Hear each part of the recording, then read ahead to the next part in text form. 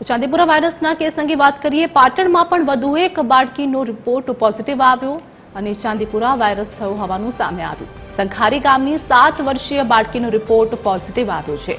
બાળકી ધારપુર સિવિલ હોસ્પિટલના આઈસીયુમાં સારવાર હેઠળ છે। આરોગ્ય વિભાગે સર્વે અને દવા છંટકાવની કામગીરી હાથ ધરી છે। પાટણ જિલ્લામાં અત્યાર સુધી ચાંદીપુરાથી એક બાળકનું મોત પણ થયું છે।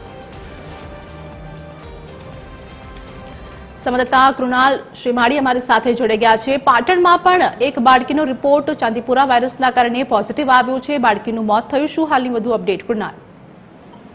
જી આરતી, પાટણ જિલ્લામાં વધુ એક બાળકીનો ચાંદીપુરા રિપોર્ટ પોઝિટિવ આવ્યો છે। ખાસ કરીને પાટણ જિલ્લામાં ચોથો કેસ આવ્યો છે પોઝિટિવ, જેમાં એક બાળક 5 વર્ષના બાળકનું મોત પણ થવા પામ્યું છે। જ્યારે અત્યારે સંખારી ગામની 7 વર્ષીય બાળકીનો ચાંદીપુરાનો રિપોર્ટ પોઝિટિવ આવ્યો છે, જેને અત્યારે ધારપુર સિવિલ હોસ્પિટલ ખાતે આઈસીયુ વિભાગમાં સારવાર હેઠળ છે અને અત્યારે આરોગ્ય વિભાગ દ્વારા ગામમાં સર્વે, ડસ્ટિંગ સહિતની કામગીરી કરવામાં આવી રહી છે અને જિલ્લામાં અત્યાર સુધી ચાંદીપુરાથી આ ચોથા કેસ નોંધાયા બાદ એક બાળકનું મોત થયું છે। અત્યારે આરોગ્ય વિભાગ એલર્ટ મોડમાં છે, પરંતુ આરોગ્ય વિભાગ ઉપર સવાલ ઉઠવા પામે છે, કારણ કે પોઝિટિવ કેસ આવ્યા પછી આ લોકો કાર્યવાહી કરી છે, પરંતુ લોકોની માંગણી એવી છે કે આરોગ્ય વિભાગ દરેક જગ્યાએ, દરેક ગામમાં અથવા દરેક વિસ્તારમાં ડસ્ટબિનની, ડસ્ટિંગની તેમજ સર્વેની કામગીરી કરવામાં આવે તેવી માંગણી કરી છે। અત્યારે તો 7 વર્ષીય બાળકીને ચાંદીપુરાનો વાયરસ રિપોર્ટ પોઝિટિવ આવતા ધારપુર હોસ્પિટલ ખાતે સારવાર હેઠળ છે। જી આરતી।